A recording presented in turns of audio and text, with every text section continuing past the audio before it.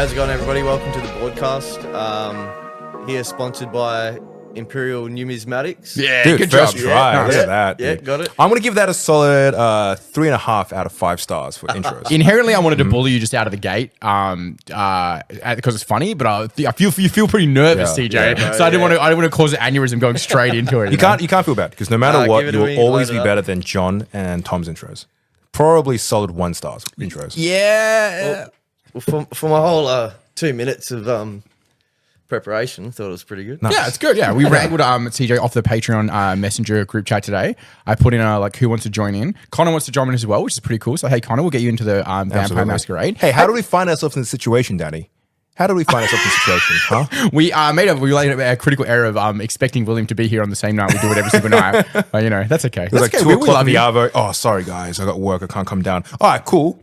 We always have On the day. the benefit of William doesn't listen back the to them, boys. so we can talk as much shit as we Nah, possibly want. I think William listens to the ones he's not on. Oh. Yeah, he knows some stuff now. All right, Kang, what's your number one thing that William does that's annoying? His face. His presence. That's a bit rough. I have had some complaints about William that he doesn't do certain games on Eternal Magic, and it's like always there's like the complaints from us when we're like, oh, well, you're not open during the day. I'm like, Yeah, but if William I'm Chong sorry, gets, we're not doing a thing we don't do. yeah, William Chong gets a complaint like, oh, why aren't you stuck in Cardfight Vanguard? Why no one's playing Cardfight Vanguard? Yeah, there's a good reason for that. Sorry, guys, if you play Cardfight Vanguard for some goddamn reason. Yeah, it's your problem. Anyway, CJ, What's your number one complaint about William? yeah, what do you hate about William Chong? He took morality shift out of my command. Yeah, that sort of pissed me off. Yeah, took it Yeah, personally. William. It is what it is. But hey, you're a fairly new card game player, right, CJ? Yeah. So you introduced to Northern Boards through One Piece. So you started Yeah. playing One Piece. What got you into One Piece? My nephew. No shit, eh? Yeah. How are you enjoying card games so far as overall? Yeah, Did you have good. any other I'm hobbies loving it. before, like TCGs? Nah, not really. Yeah, nice. Nah, I've done. Is it like the first nerdy thing? Yeah, 100%. Sick, dude. Yeah. I don't like to put it that way, but yeah. It's all right. it's dude. way- We're aware of Pretty what we are. self-evident.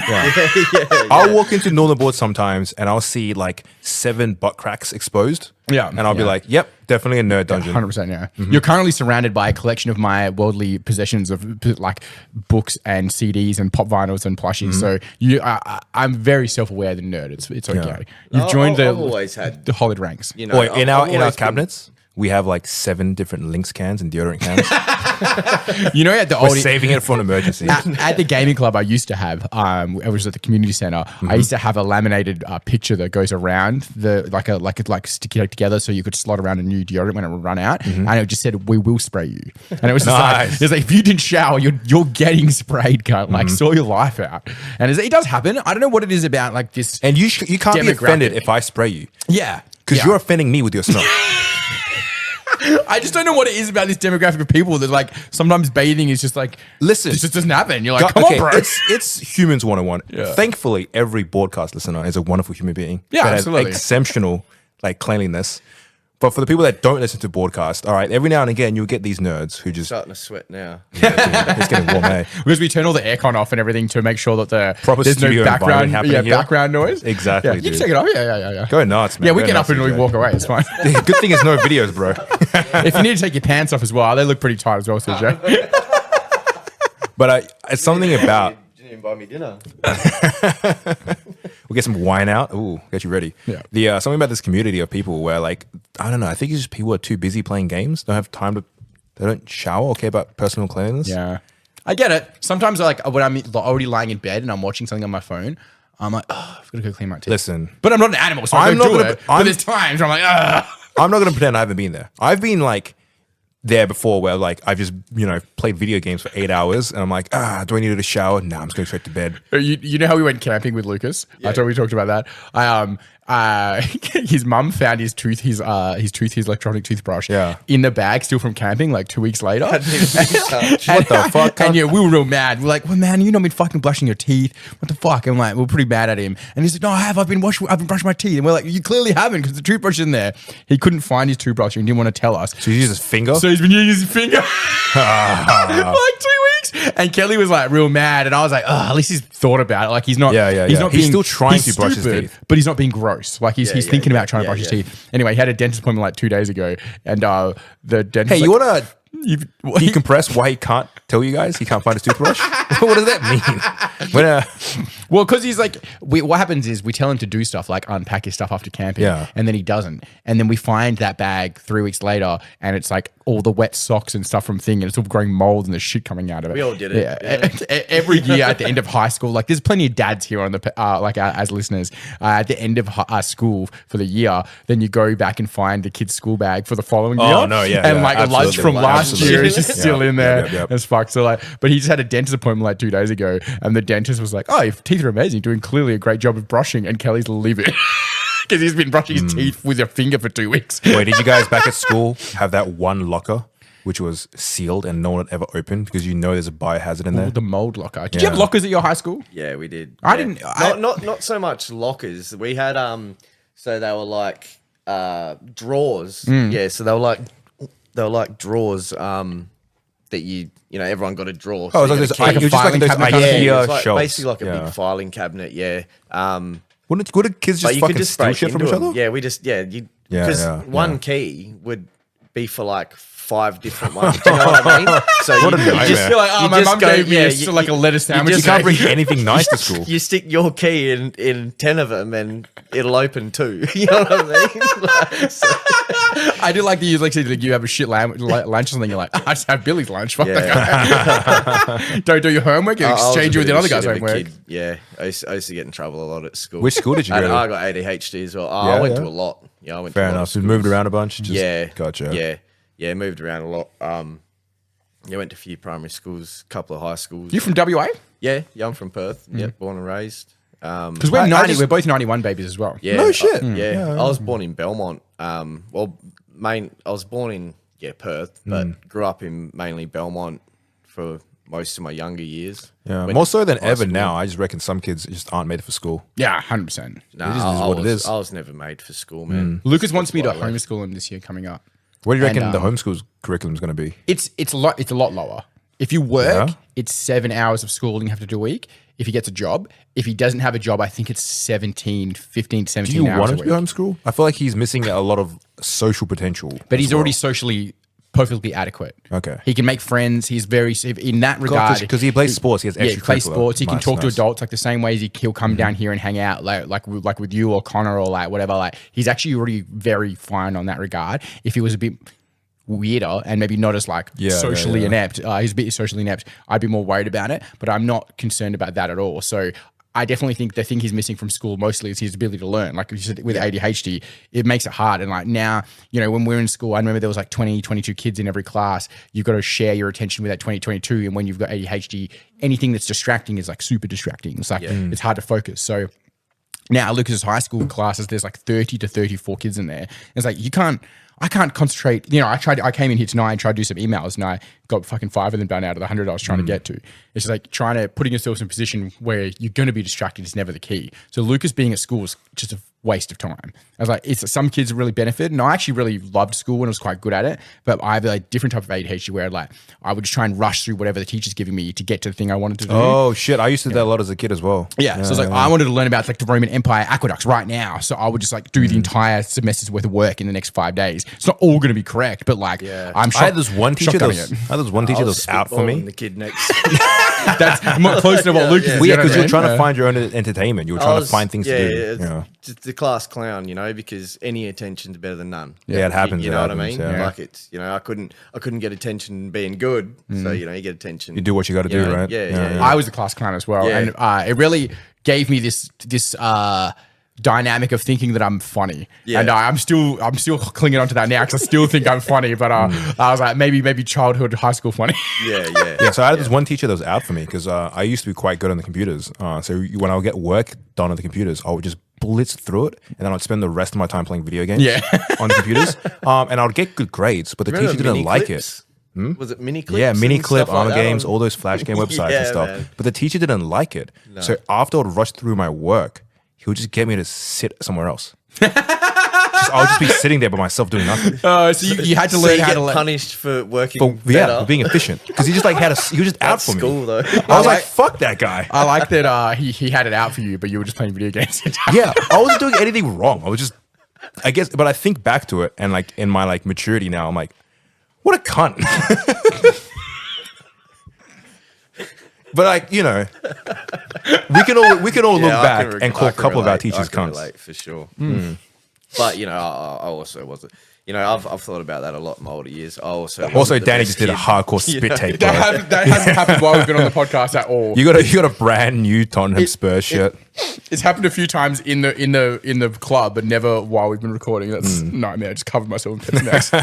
My sweet Pepsi Max.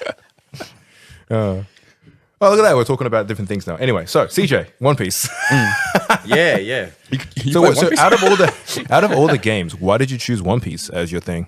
What appealed to it? Well, I didn't really choose it to play, to be honest. So Tell us your origin story. So me and my ex-partner, we had she still has custody, and I'm still in their life a lot, of her nieces and nephews.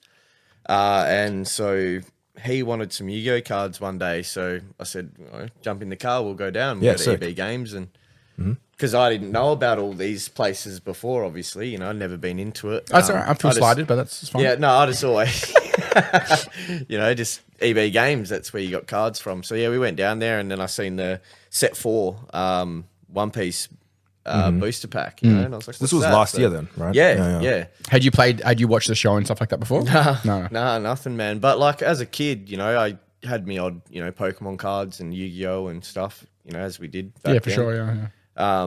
Nothing really special or whatever, but and I just stopped drinking and needed somewhere to put money and things like that. So I was like, I'll grab a pack as well, and I opened it and I pulled an alt art and I was like, fuck, these are fucking cool, Yeah. That's the one thing with the One Piece card game. Man, the cards look so good. Yeah, Those foils. good quality too. So they really appeal to like brand new players because you'll pull that card and you're like, cool. Yeah, man. Yeah, I was like, wow, this is cool, and then I was like, I'll start collecting them. had money to spend and nothing to do, so I took him down to buy Yu-Gi-Oh and I'd buy One Piece. And we'd just do that, and then when I got serious about finishing the set 4 collection, because I had pretty much everything, and I started looking around stores of where I could buy like singles or trade or anything like I that. assume you googled like best store in the Australian Yeah, hemisphere. Northern Boards popped straight up. That was top of it for sure. Anyway, page 2, Northern Board. He's had to wade through all the wood shops to get here. Like. No, definitely at the top in my eyes anyway. But so then I found some of the stores and started buying singles and whatnot, and then Just develop them there. Yeah, and then I was chasing some singles and I met Rory on the marketplace. on Marketplace. Oh, no shit. Like just through the One Piece Perth, Like big Rory. Yeah. It's funny.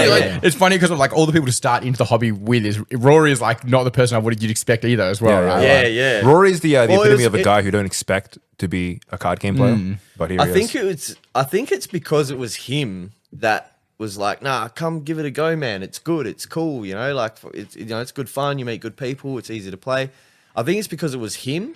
I did give it a go because I thought, well, if this dude's playing it, he looks sort of like me, like doesn't look like maybe it is for everyone. You haven't got like that Attack of the Nerds guy who's So I was like, oh, maybe it's not as nerdy as I thought. I was like, maybe it is pretty fun, So then, I bought some cards off him and then started to go to another store in Perth and, just learn how to play. Hell yeah, dude. And have you felt satisfied? Like you've met good people, you're enjoying the game? Oh, man. Like I wouldn't change it for the world, to be honest. Yeah, so now you're fully solidly... changed my life, yeah. You reckon it's been a year you've been playing the card game for now? Yeah, I'd say so, yeah. So, yeah. I started playing... So I started collecting in set 4 and then I started playing just as set 5 came out. Gotcha. So we're actually close to reaching the 1 year anniversary mark. So coming into the 1 year anniversary mark, you're with PCG, like a One Piece team as well. Yep. You're playing with a lot of the locals here. You're enjoying, you're making friends and stuff. Yeah, and you're going over Easter at the start of the year, right? Yeah, we're going to Melbourne on the 23rd. I think that's the biggest in Jan, right? Yeah, shit. It's like I think that's the biggest thing is like you meet these communities and you make friends and like there's all this extra stuff and it's like the card game you come and do it every Friday here at the boards, right? And I think the other thing that comes along with it is those friendships you make along the way. And it sounds really sappy, but it's like you meet people that you're already like. You got these connections of like half things you're already interested in. And it's like you realize the different people. So it's like you end up getting drinks and you have food and you hang out. And like now the whole thing of like traveling over for January, like to over East, it's like you're going to be staying in hotel rooms and traveling on together on flights and stuff like that. And I think it's this whole cool thing. It's like this experience comes out of it that isn't just the card game. And I think that's it has this situation. Like, so it's like when you're younger, you have like a sports team. And if you were in like a professional sports team, you'd get to travel over thing. And like for the average person's never, that's for like a 0.05% of the population, whereas anybody can join these teams and go do these travel things and have that kind of like, I don't know, that friends group that people really want. And the thing is, majority of people don't keep those 4 or 5, 6 friends that you have in high school and go do these things every year. And this provides this opportunity where it has the people and it also has the events all over the world that you can travel to. And I think it's such a great opportunity to really get on board with that. There's a thing where, especially as adults, it gets harder and harder to find friends. And I've told you this, CJ, as well. And I tell actually most people that come to the boards where you'll come down to play the game, and eventually what really does matter is not the game, but the people you meet. And when you build friendships and you have these things where you will know suddenly that the game is secondary to the friends you make, because suddenly you're with mates drinking at a pub, or you're going to each other's houses, or you're going to go out and just fucking like, watch a movie or whatever, and you're just doing cool things. And suddenly the game is secondary to what it was. And it's really cool to see, because it's happening to a lot to you, right? Because I see you hanging out with a lot of other boys playing One Piece. Our team, that's sort of like our main motto. We're friends before done deals, right? How good is it? I assume that's why they let you in, because you're obviously terrible at the game. So well, I was there from the start. So. The OG founding member, bro. The Mount Rushmore of PCG. He's got that legacy keep. Done deals. And I actually see there's a few of us. There's a few of us. No one takes credit. But done deals. Yeah, no, that's sick. And also, it's really cool. Well, if no one's taking credit, I may as well. Danny's the founding. It's not a Mount Rushmore. It's just a statue of Danny. But it's like a King Ghidorah thing, but it's my hair on each one of them.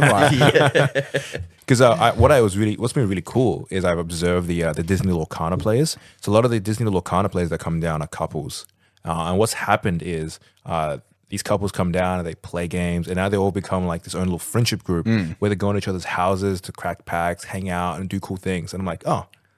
And that's just through the medium of them coming to Northern Boards and playing games. Yeah, we do that a lot. The team comes over and we'll play some games and chuck a barbie on and have a few drinks and just practice, test. And so out of everything in One Piece, is your favorite thing just the people then, you reckon? The friends? I'd say so. Yeah. I'd say so. It's opened me up to a whole new different, how would you say it? Like whole new... like avenue to like hang out and do things. Avenue of people, different people. We talk different about interests. You have ADHD as well. And what I find really comforting when playing the hobbies and stuff like that, I like sitting down and having a chat. But I quite often, the same way as like when I'm doing work, I need like white noise. So I'll listen to like a radio or something else along the way. Yeah. I feel like the game is the same thing as well. Like it provides this secondary thing that's happening that you can focus on if there's like a lull in conversation or somebody's thinking about their turn, but you can be chatting to your mate. And it's like, you don't have to be in every part of the conversation the entire time because you've got this other thing to focus on as well. It's like having this like white noise thing that happens. And I think board games are really good for that as well. But like card games have this different dynamic where you can sit down and kind of have all these things going on at one time and you can be in and out of conversations, which is big for someone with ADHD who has like a focus problem. Because like some things you're really into and then some conversations you're really not into. I don't know about you, but like, it's like, it's hard when you're not into it. It's real hard to pretend that you're fucking into it. So at least you can just focus on the game for that bit and then circle back into conversation when it's not boring the living fuck out of you. Yeah. It's sort of, but I guess because One Piece is competitive, you're not really like, when you're playing, that's it. Yeah. You're not really like... Do you like the competing side of One Piece? I do, if I was a lot better. It's all reps, right? You play more, get better. Yeah, look, I haven't been playing that long. I'll get there eventually. Because you definitely strike me as a bit of a collector for One Piece as well, right? Yeah. Because I remember one of our first interactions was we had a chat about One Piece and stuff, and you like showed me like your binder, and you were really building up like all the AAs, the alt arts. And did you finish set 4, the first one? Mm-hmm. I did, yeah. So I had the master set. I got the Sabo. That was the manga Sabo. That was the last piece to get. And then I was arguing with the missus I had at the time about buying more cards. You're getting some budgetary restraints. And you know, she was sort of cracking the shits, and she was It's like, CJ, we've been eating noodles for 2 weeks. No, definitely not. You know, but yeah, she was like, look, you're not spending any more money until you know, sell some of this shit you've already got. Yeah, you know? yeah, She's like, recoup some money and then you can spend some money. And I was like, fuck. You're like, lady, do you not understand how addictions work? You don't know. They're like, Bro, it's a and collection. so then, yeah, I just started selling some of the alt arts out of the set. And your missus, 4. by the sound of it. Yeah, I got rid of her too. Yeah, you eBay street Yeah, value. So don't downside ever that did tell me happen. friends and cards or my missus, because you know what I'll choose. Done deal, dude. But yeah, so then I started just selling a few to buy extra cards, and then sort of just It's the natural lifespan of a card game player. Yeah. Because you start with a collection you build up and you realize you don't really need that many. Nah. And you downscale a little bit and that keeps the game going longer. yeah. A year on, do you still have your complete set 4? No. Or have you rated That's what rated I it? mean. That was the start of like me getting other stuff, was rating my set 4. Yeah. You know, which sort of. But it still felt good getting it, right? Oh, 100%. See, you won't I lose always that. know I had it, and I can, say that, but I did it that with is like what the it Lord is. of the Rings set. Like I've never completed a full set. I always really wanted to go back and do for Magic like the Mirrodin sets. Like the first 3. There's the first the first 2 triple sets. So you've got in the early one it was like the original Mirrodin and now I can't remember the names. Phyrexia. Yeah, well then you go back to New Phyrexia and Scars and Mirrodin and that's stuff. right, So that's there's because there's the first ones in. Oh, yeah. It's like Darksteel. Yeah, you've got the early 2000s and then the mid 2010s. It's 2 different sets. It's when they were introduced like We're talking about Hellish early Norn. 2000s Magic.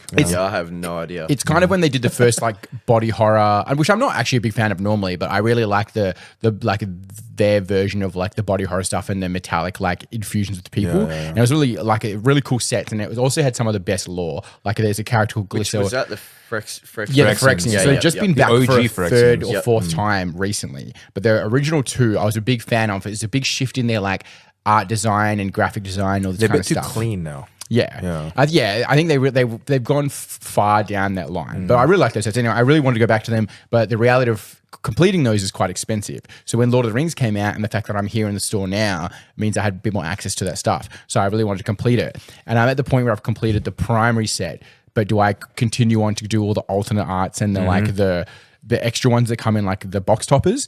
But then it's if you hold that collection, it's like it's a lot of money. It's something around the 10 grand mark now if you have that whole set. Yep. And I was like, it's just kind of bad financial choice to just have 10 grand sitting around doing nothing. Like I should sell that stuff on. Yeah. Like we talked about it because we've held a collector booster box. It's funny that aside. you mentioned that you're trying to get you build up a full set of Lord of the Rings, and that's a Universe Beyond set. And what happened with me is I've never done a full set until Fallout. Yeah, And true. really, yeah. it's just the strength of Universe Beyond, right? It's that extra bit of like we like Magic, but here's another thing you also like. Comes together, bang, hey, we're in. So you have the full set of Fallout. Yeah, I got a full That's set of so Fallout. cool. Well, man. actually, I love Fallout. minus He's one missing card. one card. One card. What is it? It's the they did a Mana Vault, which you had to kind of like lucky chance get out of a secret lair, which is a spy direct from Wizards product. I didn't get it, and then the Mana Vault goes for about $2,000 now. So it's not it's not outside of necessarily affordability, but it is outside of It's reason. pretty close. Yeah, reason. Yeah. yeah. And it's like, and it seems like now you have that and you have that collection. It's awesome. You've got it. But it will just theoretically, if you do the thing you intend to do, it's going to sit in a binder forever. Correct. Yeah. And You're never actually doing anything with it. is that a smart choice? No.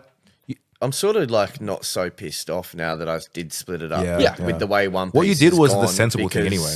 Everything's dropped so much now. Price-wise? Like, 100%. And even like this set, it's only the chase cards that are really worth anything. Absolutely, yeah. Everyone's got the rest. Because it's a competitive game, so whatever is in the meta is fetches demand. Oh yeah, Yeah. 100%. We have this dynamic as a hobby store where with Magic, it's maybe up until very recently, it's always been worth keeping all chaff. Like always, you keep all of it. It's like it's a kind of a hoarder's mentality, don't want to waste mentality, but eventually things will go up in price and you can sell it. Sometimes when you have a massive like chaff collection, chaff is what we call like all the extra cards that aren't the your commons rares, and right? commons. Yeah. Eventually something will will spike because of the fact that it combos something well with something new or whatever, and like over time that big chaff collection will slowly get riddled out because it's like people will take everything that's valuable out of it and then becomes essentially like dust, right? It's like there's no whatever's left, but it's worth keeping it.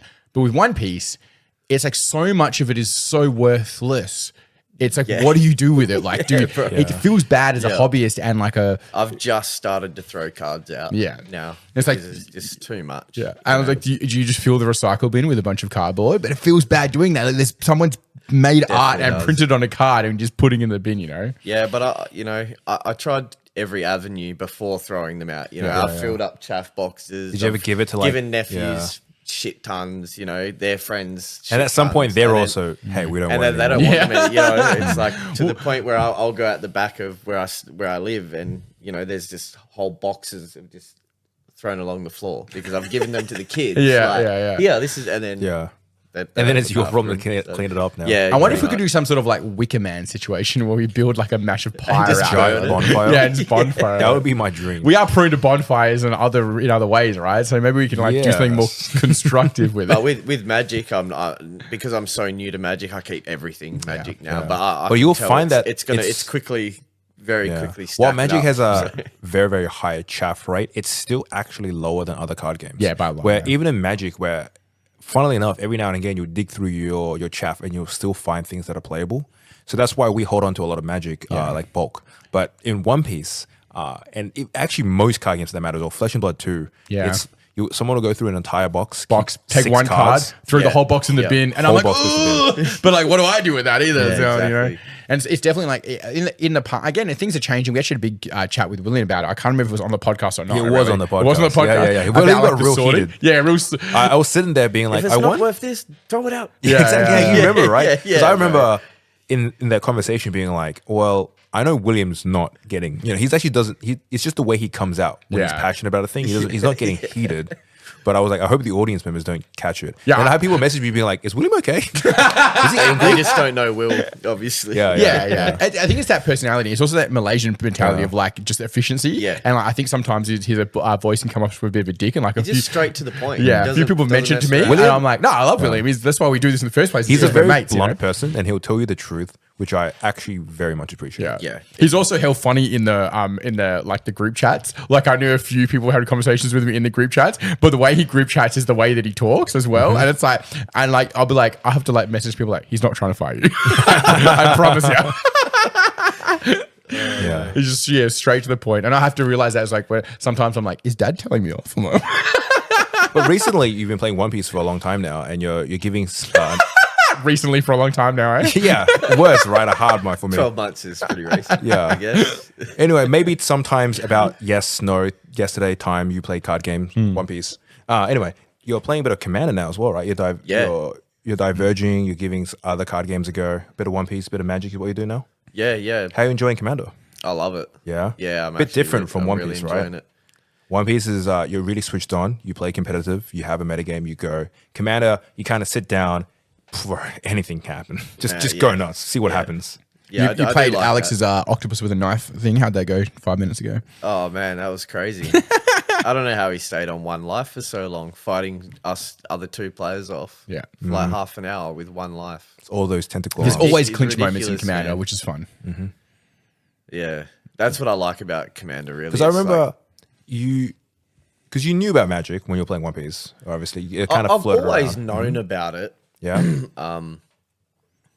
But never took. What was your 2 minutes first to look Magic into thing it, you bought? Because I remember you bought a Fallout collector booster. Yeah, that was your first Magic product. Yeah, that was sick. Fallout collector booster that I bought here. It's cool that you bought a Fallout booster. Then that's really nice. Yeah, and because those things are the Mothman, right? No, I bought the Mothman Precon after that. But the first. So it was funny because Ryan, another one of our teammates, he'd bought a collector booster at the same time. We both bought one, and he opened his and got nothing. Hey, I pulled mine and I got like you got the chase card. 2 or 3 pulls. Hey, welcome to gambling, buddy. Yeah, I was like, oh, sorry, man. Suck shit. It happens, dude. They can't always be winners. So. That's all right. Ryan's a full-grown adult. He's fine. I think he'll survive. Yeah. No, he does pretty well. He gets some good cards. So. And that's how they get you, right? Suddenly you have some magic cards and like, oh, what if I give the game a go? Yeah. Last night, because we had the Carl of Mana collector boosters in, and traditionally it's been a set that wasn't very popular. Like it sold one of the poorest sets that sold in a long time when it first came out. I think it was the worst selling set of the year. And to be fair, like the theme was not very strong. It was like semi-detectives. There was like a through line going through it. A lot of It was the Ravnica Murders at Color of Mana. Yeah, so Ravnica is a set like a plane that they've returned to. That'd be like the 5th or 6th time, and then they did it like they returned to this set where traditionally a lot of stories happen there, and they turned it into like a Cluedo kind of situation where it's like a whodunit, like very specifically like they've taken it from this massive world where all these crazy things happen down to like just within one city, and these like it's a. I don't know. It's like a CSI we don't have Lore episode, Master right? Matt here with us, right? Yeah. It's All like I know is just a murder mystery set where it was just to find out who killed who. Yeah, and it was like wasn't super hard at the time. Some cool Basically concepts. Cluedo Yeah, they did the cardboard. Cluedo thing along with it. Which funny enough, some boys were playing tonight. Anyway, we had the collector boosters come in, and now because of the cards, there's lands in it. Yeah. They come in tapped, and they allow you to surveil, and it means you can look at your top card, and you either leave it on top of your library, or you put it in the graveyard, and.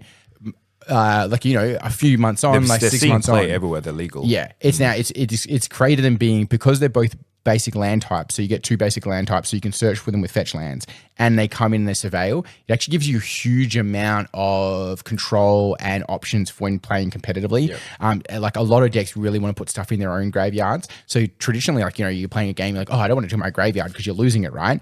But like there's a lot of decks that really want that, and it's made really competitive. So now they're hot stuff, and people really want those lands. So the boys are cracking it, and I think Riley opened up a really good pack. Like it had Matt got 2 in one pack. Which is Oh, really that's fucking baller. But like Riley pulled a good pack. He had a full up foil, one of these surveil lands, and he got something else was okay. It was pretty good. But it was a good pull for the thing. So the boys are like, oh, they see you see the dollar signs in their eyes, like almost like a cartoon. Yeah. Johnny Coins comes up and he grabs a pack and he's excited to open one. Opens it, nothing, trash. nada. And it's like that set's great for the great pools, but the low pools are like real. Yeah. What's happening is because the set wasn't open much, there's a scarcity of the overall cards because no one wants to buy that set. Yeah. And because there's less of that card in the market, but people still need the cards, there's this thing of those cards are going up pretty hard. Imagine if we played the game. With, EBO1. Yeah. Just not enough. But there wasn't not enough EBO1, right? No, there was... Look, my memory is pretty shit. But from what I can remember is there was a lot of it. Just I don't think many people really wanted it at the time. Gotcha. To open it. It was the extra booster set? Yeah. It was the first time they did EBO it one. because it was a reprint set for One Piece. Yep. Right? So Yep. why didn't people... was it because... What does EBO1 stand for? So extra boosters. Yeah. Got it? Yeah. So it was a reprint of version 1, was that? No, it's just it's like it's the equivalent of a Magic the Gathering Master set. Oh, okay. Where it's a set just for reprints. Right. Yeah, so they had a lot of reprints and also a lot of new cards as well. Gotcha. Because recently we've had Premium Booster. Oh no, set hang one. on. Premium boosters were the reprints. Was it? Yeah. Gotcha. Because they did recently. EBO1 They was did just a whole nother like. Oh yeah, that was more cards. Oh yeah, Yeah, that was extra EBO1 was the equivalent of say like a Modern Horizons, where they print new cards into the metagame. Got it. And then Premium Booster was like a master set where they just specifically want to reprint cards. Well, Yu-Gi-Oh does that, and it's super popular. So Yu-Gi-Oh packs are like $7 a pack, but they do those premium ones where it's like $24, $25, which is really expensive for that. Yeah. And they're super popular. Like because we don't stock Yu-Gi-Oh here. I've actually been thinking about it a bit because it's quite popular. Stock more deodorant. Yeah. Well, at that rate, we'll sell the deodorant as well. You know? I've been watching those and seeing how well they sell. And those premium versions of those, I think there's less boosters in a pack, very much like a collector booster pack, I guess. But they sell out very quickly. So Yeah, they're 'cause you've got a clearly lot of popular with chase the cards, stockists. yeah. Yeah. Because I remember with a Premium Booster in One Piece, I was trying to get more stock, but we just can't. It was just sold out. Yeah, man. Everyone was chasing because it had the God packs. So Yeah, true. you know, everyone. Was Old mate going Willie for it. Chong opened 5 God packs. Yeah. I I was gonna say lucky, but you know, he pays for He's, it. he's, open creating, and he's all. creating his own luck is what he's doing. Yeah. I've heard, like we've talked to him though. Like he said about it, it's like he's got other people that are doing the amount of product that he's opening for shops and stuff as well. Yeah, not pulling and not pulling any of them. You know, I think between I'm not that up on how One Piece works, but I know there's God packs and then there's manga packs or something. Mm-hmm. Or So a God pack is you can get like one manga, or you can get a God pack in the premium. So the God pack is every manga basically in one pack. and there's another kind of version like that, is there, of like a special pack?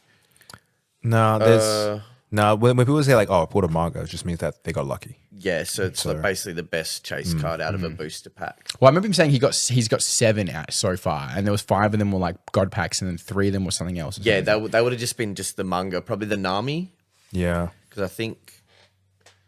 There's the prices for them all over the place, right? Because most of the mangas go for a couple hundred, and then there's the Luffy that goes for 1,000. Look, I'm not too caught up on the prices at the moment, but yeah, at one point You didn't spend an hour preparing yourself for the podcast? No, I didn't. You didn't tell me what to. You know, I got earlier and he's outside snacking on Hungry Jacks. He thought, you know, fuck Burger Boy, I guess. He's going to hang out It here. was too late, mate. They were shut. I did cop a free burger though, so I'm not complaining. You got bribed, dude. That's why I hid out the front in shame. It's why the while I was poor eating kid's sitting outside in the dark with the cockroaches because he felt bad coming in with here. The other week I went to Hungry Jack's and got a fucking tropical burger because bloody Namway put a Hawaiian pineapple. How was the tropical burger? Yeah, it was fucking great.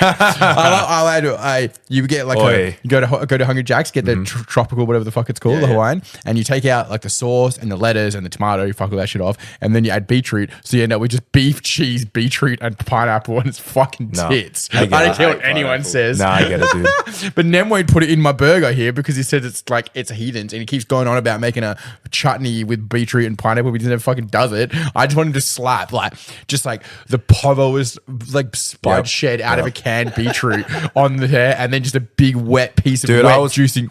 I was there, man. Fucking beetroot, pineapple, slam it in there. Let me eat it. It was the way home the other day, the other week, and it was I grabbed some Hungry Jacks, sat in my car eating Hungry Jack's burger, and I was like, fuck it, it's still pretty good.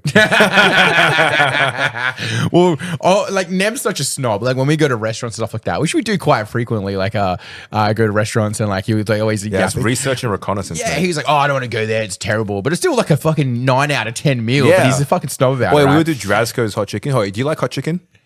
CJ? Yeah, I don't mind it. Yeah, I'm not a major. He's pretty white, but I was say that. It's just like crispy I like chicken. white Yeah, boy spice. don't stress. You can get a barbecue flavor, right? That pepper mayonnaise, G. bit of sweet chili sauce. Yeah. So we do Drazko's hot chicken, which is like it's actually pretty good. I actually like quite a lot of Drazko's hot chicken and stuff. And we got it back here. Me and Nanny chowing down, enjoying our time. Nem's like, nah. Yeah, I know. And he did that with the Indian food the other day as well. He's like, I can make it better. Yeah, he's always like with the Indian food. He's like, oh, I could make this. I was like, yeah, but you're not. Right now, I don't have your food in front of me right now. For $13, I can get this guy to make it and bring it to me. And it's like, I can ask you and I'll get it 9 months later. Fuck you. Yeah, there was a point that I had there somewhere. The point was, Nem, make me my fucking pineapple burgers, man. No, I don't like pineapple. I'm Italian, man. So pineapple on anything is sacrilege. What's your favorite Italian dish? Do you have like a home dish you really like? Because I hell like Italian food, but I always feel like back in my brain, whenever I go to an Italian restaurant, I just feel like this probably isn't as good as it should be.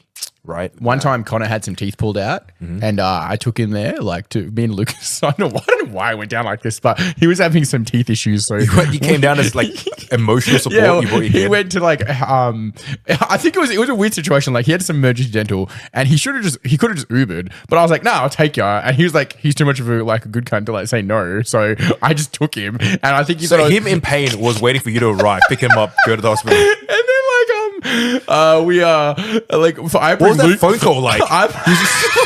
Why did he call you? Bro calls me about everything, G. Yeah. And he's like, he calls you one day, oh man, I got shot. Can you take me to the hospital?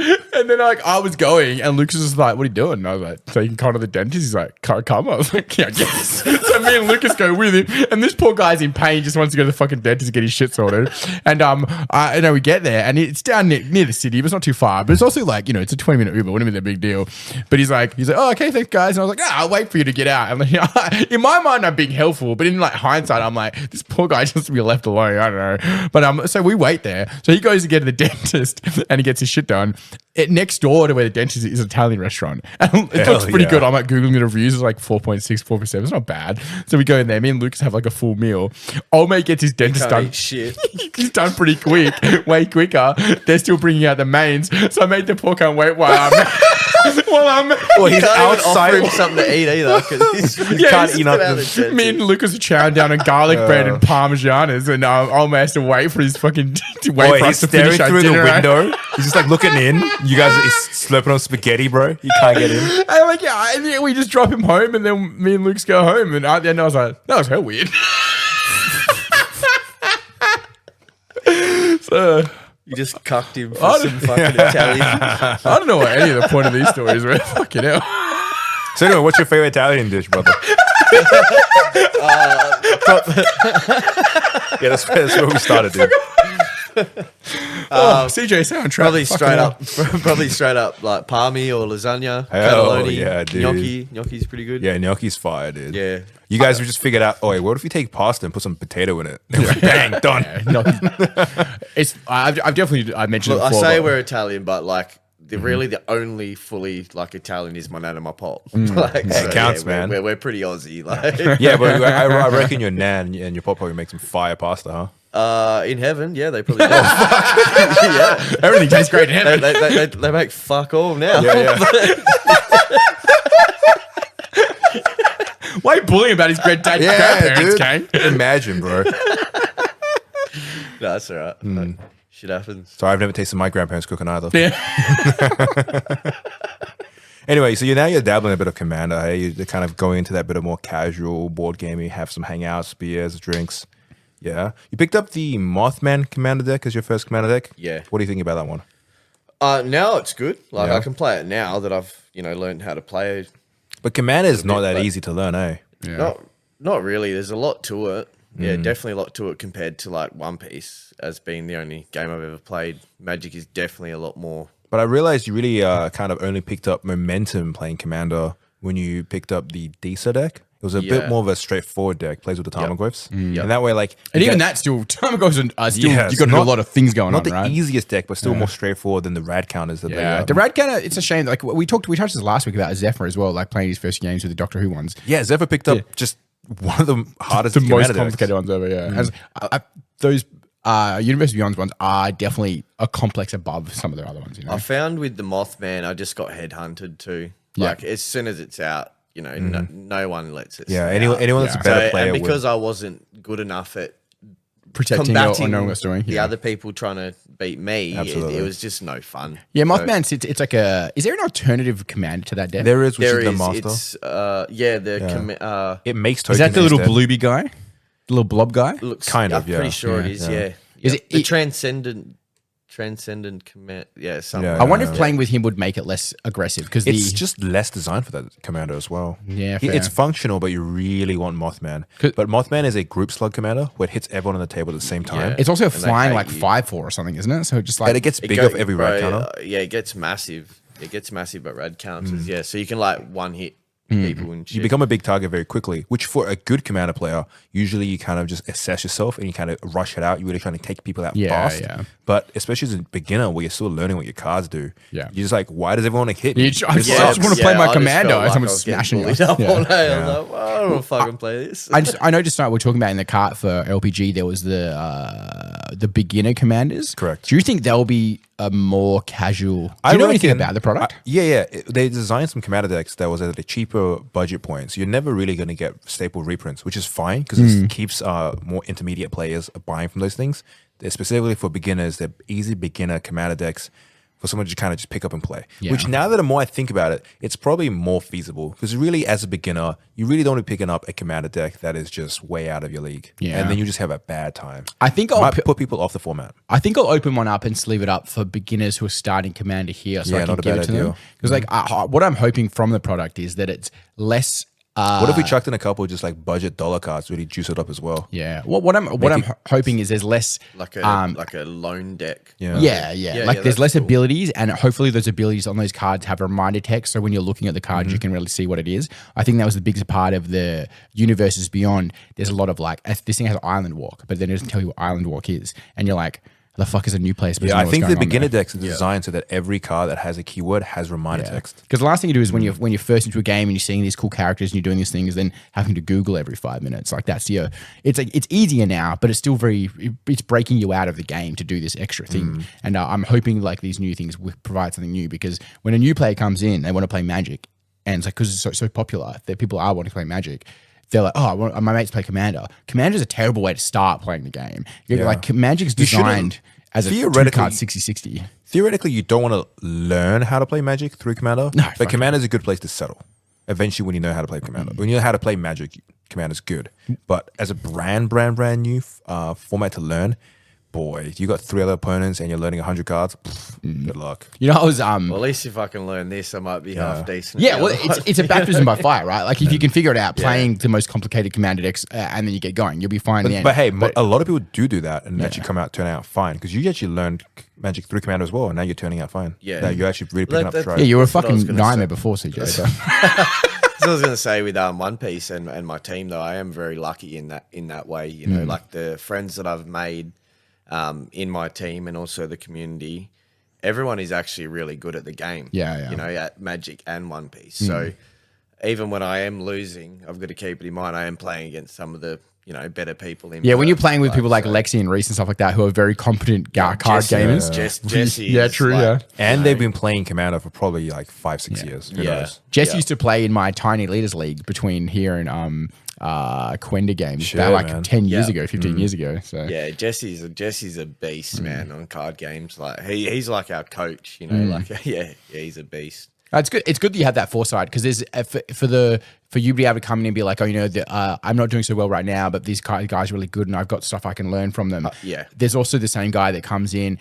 He doesn't have a great time, spends a bit of money, says, this game's not for me. Like they get a bit more disillusioned quickly. And that's a totally fair. If you come in and you buy like $100 for like a Mothman deck, it's super complicated. The minute you play Commander, every single time someone removes it, it's totally fair to be like, fuck this game. And it's like, I always do worry about the people that could really thrive in a community in a game like this, but do get dissuaded quite early on because their experience is poor overall, which is it's not their fault, but it's not the game's fault either. Did you find yourself picking it up and playing more because your team was playing it more as well? Because I've noticed here on the boards, really you started playing more games as well. When another couple of the One Piece folks started playing a bit more Commander too. Yeah. So Jesse, Reese, Lexi, they all. So as you know, they've always played. So they just started to get me into it. I think it was. I can't remember exactly how it happened. Probably just happens watched them naturally, playing, and then I was like, yeah. How long till we get him in playing and painting like Warhammer 40k? Yeah, dude, one step at a time, huh? I'll give it a go. I'll give anything a go. But all right. The shift on those eyes. Love it. So now what do you play more at the moment? What do you reckon between the two games? Now? Yeah. Probably Magic, man. Yeah. But the last week or two, I've really been trying to grind One Piece because, we've got Nats coming up. So you guys all got a Nats? Yeah. Whereabouts? Oh, not all of us. I think there's about 9 of us, 8 or 9. Yeah. That's a fair few people that go down. Where is it, Melbourne? Yeah, Melbourne. Where are you staying? You guys picked a Airbnb and shit yet? Yeah. So we're all obviously we couldn't all stay in the same place, so a few of us are all crashing with each other. Excuse me, in our Airbnbs and stuff. Yeah, nice. So there's me down by the wharf or something. I don't actually know. Jesse booked ours, but it's pretty close. But Jesse's just in like a big fuck off room. And you guys are like bunk beds on the side. No. So it's me, Jesse, and Key. We've got a room, and then I think Lexi and Reese have got a room, and blah blah blah. Like they're not a room, sorry, their own Airbnb. And then after that, I'm going to stay with some friends over there. Yeah, nice. Melbourne. Sick, dude. Is looking forward to it? Is this the first lads like event like travel you've gone on? Yeah, 100%. Yeah, I went to the Gold Coast last year with the ex-missus and that. Did all the theme parks and shit. But yeah, this is the first, on my own. Have you been to Melbourne before? when I was a little kid. So we're actually from Nice. Melbourne. We're from Collingwood, my family. Yeah. Yeah, that's why I look the way I do. Explains a bit, yeah. That's why I go. Yeah, Collingwood's my team. But yeah, my mum's side of the family, we're from Collingwood, so we're from Melbourne. So I've been over there when I was a kid and that. But yeah, I haven't been. So it'd be nice to go back and check it out. Yeah. I can't wait. It's gonna be good. Gotcha. How do you guys think you're gonna fare? Because I know Nats is when it's full on. That's when you do for Man, races. I'm honestly not feeling very confident. Yeah? because I'm playing a whole different deck that I've never played before. Why And are you playing a different deck? because the one that I usually play, it wasn't doing very good, so everyone told me to get off it because it's not going to work. And then, Roger. so then I'd already got that idea in my head, looking at playing other things, and now apparently that deck is pretty good. Like it can work, but it's a coping deck. You know, it's like you're going to be you got to really play it very well. Yeah, it's so not it's a bit hard to STL. handle. You're coping. You Yeah. know what I mean? It's like, yeah.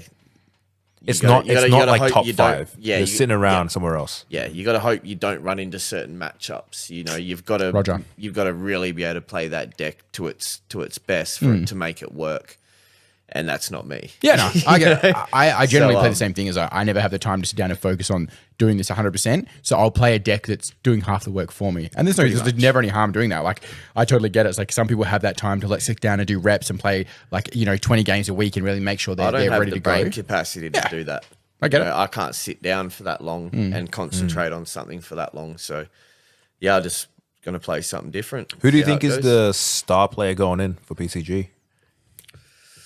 Who do you think is like your Yeah, top? make some enemies. Honestly, probably Jesse. Yeah. I'd say. I think Jesse. Sick. I think Jesse is, and sorry everyone, sorry guys, No, like I we're not said, it's making like a- enemies, but I do think I that, can't believe you think the rest of your teammates are terrible. no, Why no, are you winking at me like that, CJ? No, they're all great, they're all awesome, but no, I think Jesse is probably the most skilled overall. I think he could pick up anything and beat do you know what I mean? So if I was going to Yeah, start my yeah. own team, I would headhunt CJ out of your team. yeah, you can take me Calling anytime. it I'm the Danny's best. boys. Yeah. Oh yeah, I mean Jesse. That's what I said. Yes, nods. But But no, so you're saying he's like a well-rounded player. He is, And that's- he it's is. really he's just important so in a team knowledgeable. environment. He will write primers for us. He's just switched on. Yeah, nice.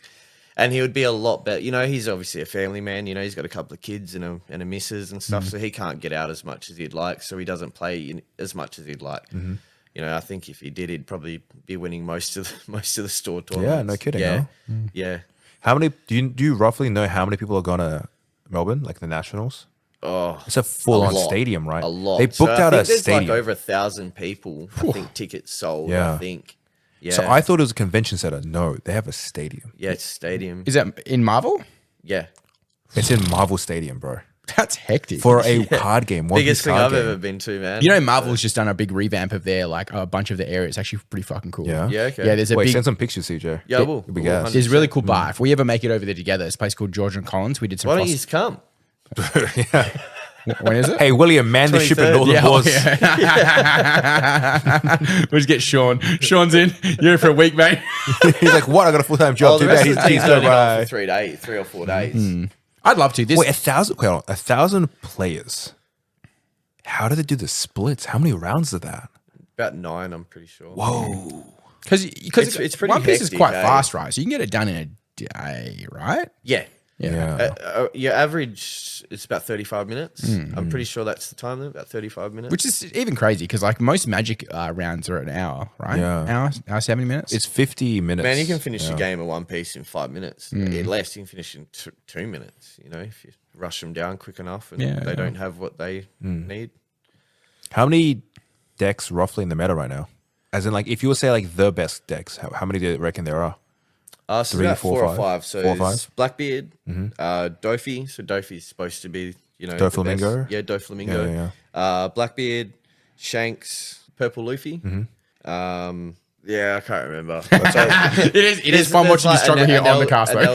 Anel's still like coping in there.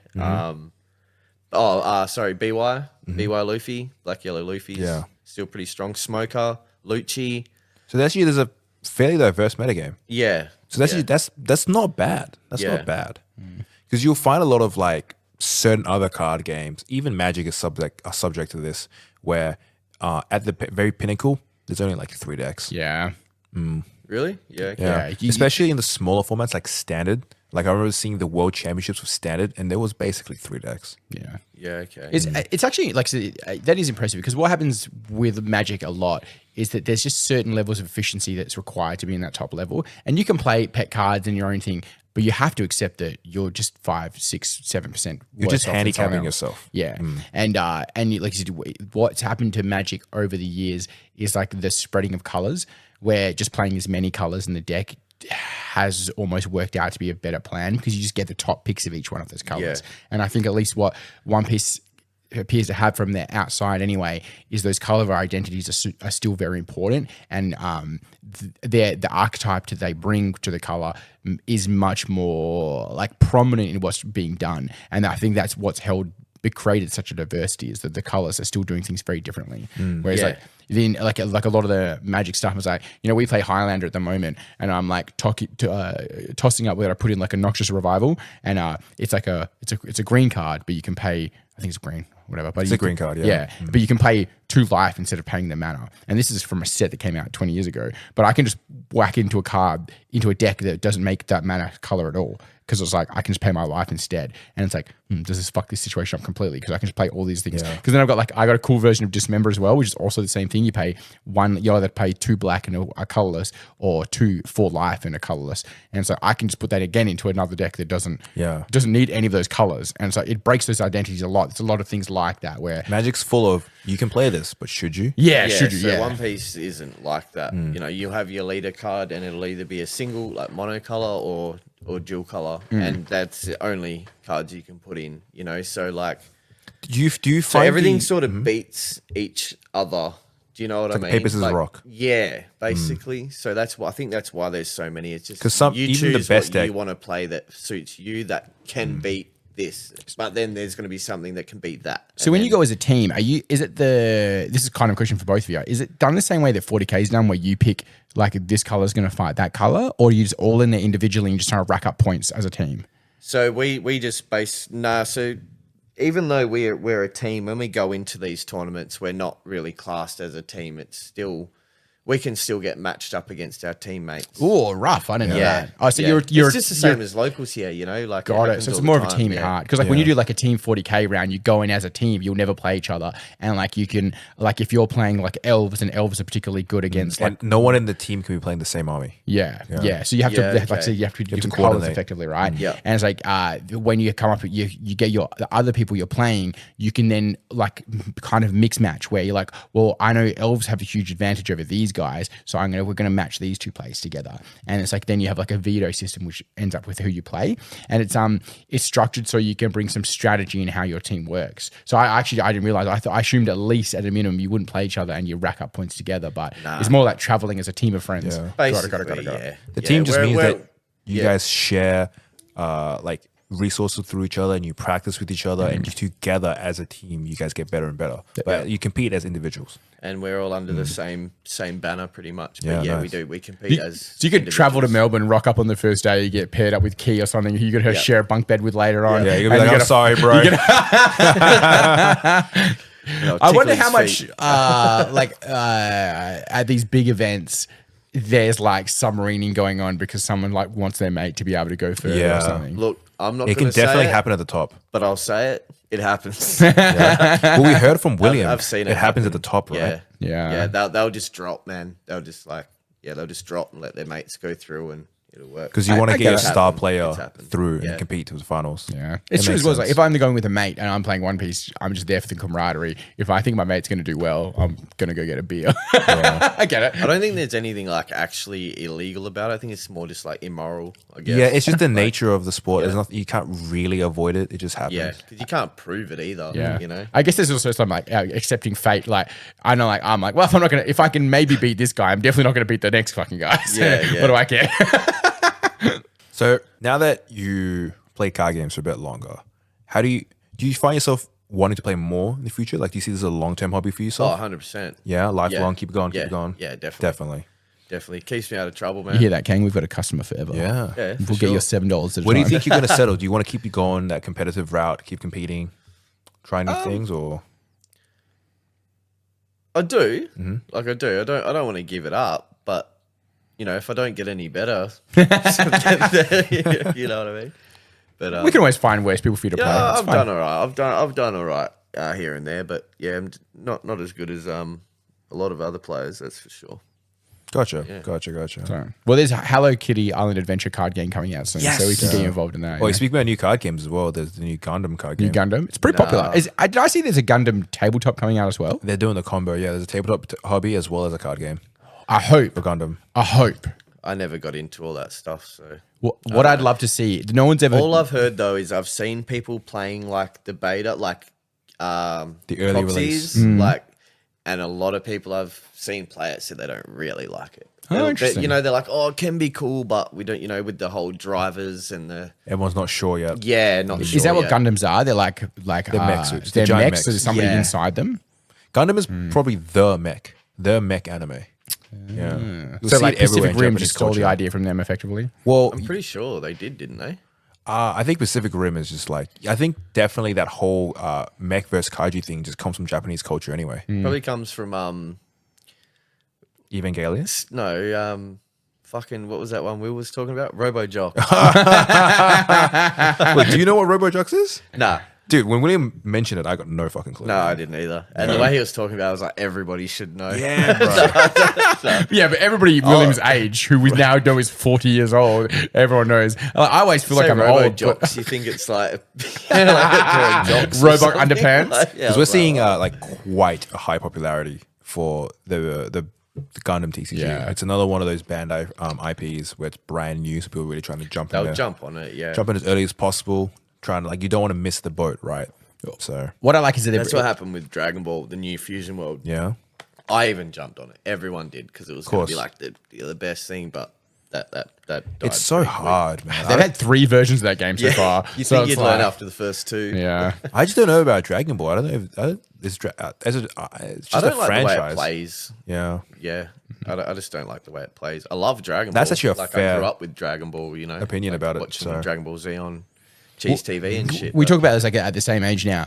Oh, I think Dragon Ball Z, it fills that anime space of what I consider is anime, but what I forget is like I'm a lot older and I'm not in anime scene really. So I think a lot of young people don't consider it at all when they're talking about anime. It's like when that people you see like lists of top 5, top 10s, Dragon Ball Z is not in there at all. So in my mind, who's like a not an anime consumer, it's what I picture it as is popular. It's in the top 5. Yeah, and like, but you talk to people now, they're like, "Well, no, what are you Danny, talking about?" Is there any franchise out there that if it made a card game would make you stop playing Magic and give that a go?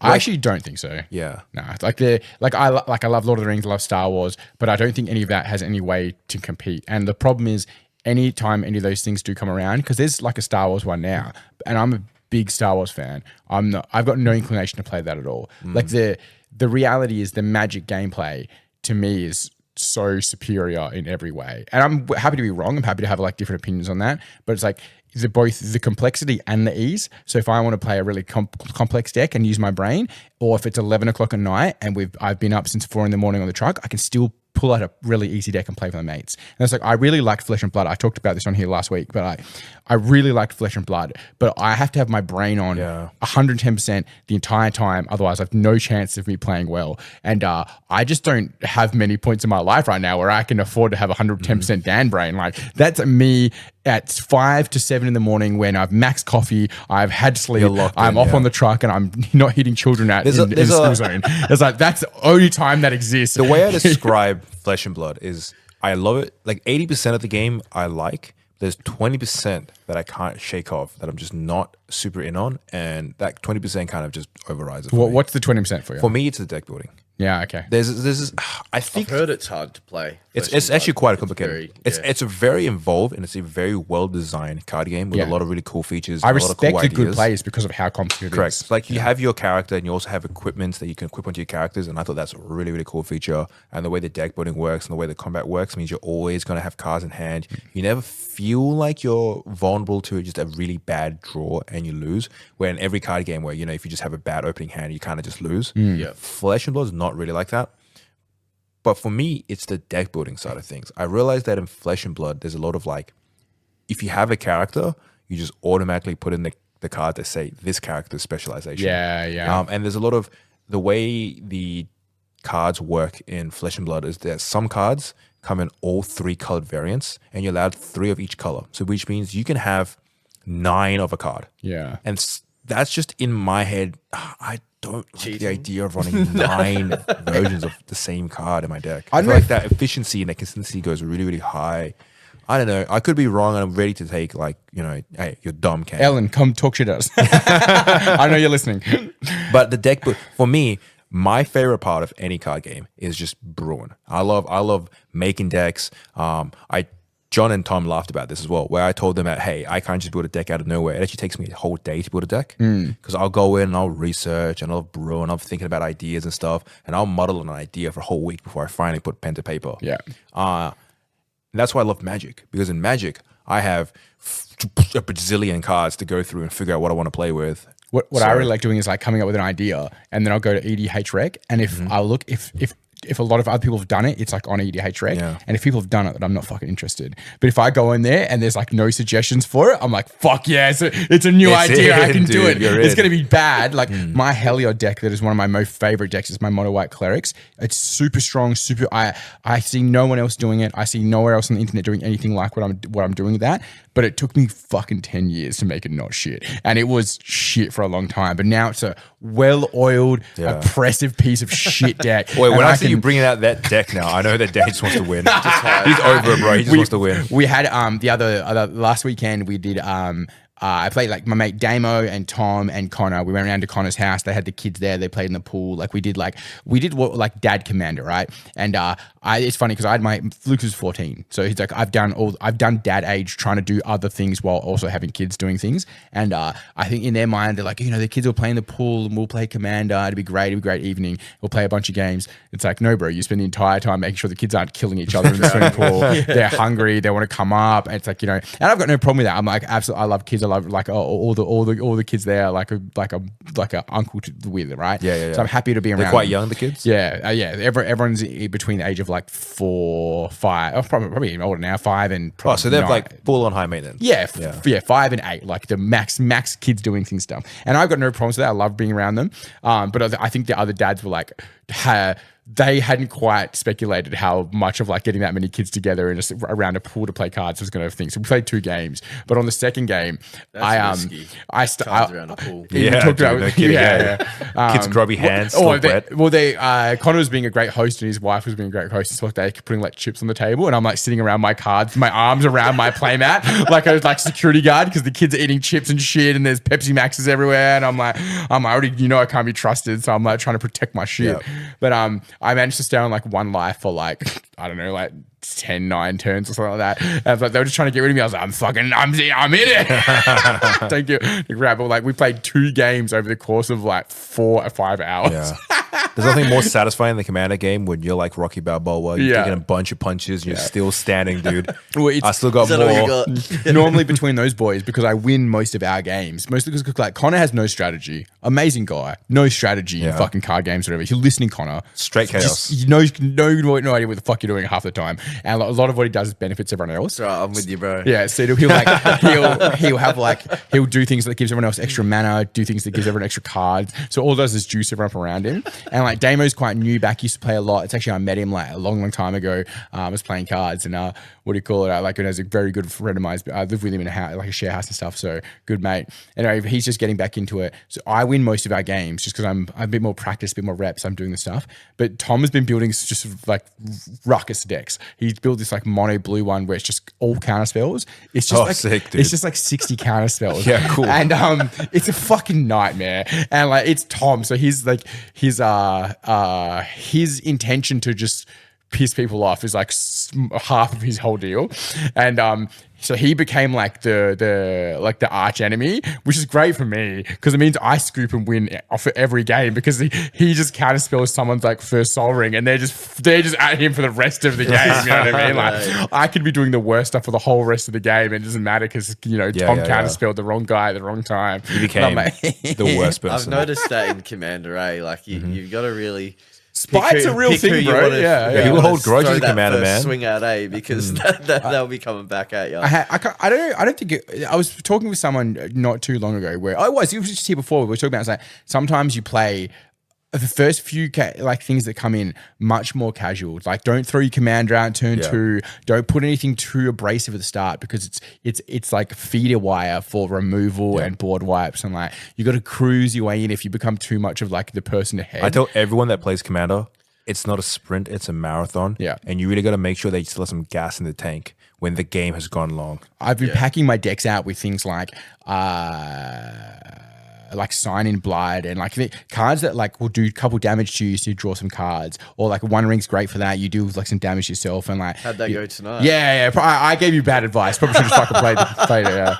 But it's like you play things early because it'll chip some life at you. So when players are playing things early and they're going to attack other people, they'll be like, oh, they'll attack the people with the most life because it's the most PC way to do it. Yeah. And really like, but the reason I'm on like, you tank your life on purpose. Yeah, you tank your life on purpose just a bit. Just get it down to like the early 30s. So like in the first 4 or 5 don't turns, hit me. I'm the lowest on the board. I don't even have to do that. The other people are assessing and they're like, oh, you've got the most life. So unless I'm playing. But when people mostly have the most life, it's because they've played 2 lands. They haven't done fuck all. Whereas I've done 8 damage to myself. I've fetched land like 3 times. I've drawn myself 6 extra cards. There's a reason I'm on 32 by turn 4. You know what I mean? But it looks less aggressive. I've played Magic for too long now, and I've played Commander for too long now. And when I sit down on the Commander table, it's just ruthless. I'm just gonna kill you. I don't care. I'm just gonna go straight in. I'm still at that point. I need help, so I need to pick and choose who I fight and who's gonna help me. I remember I was showing Greg how to play his Commander deck.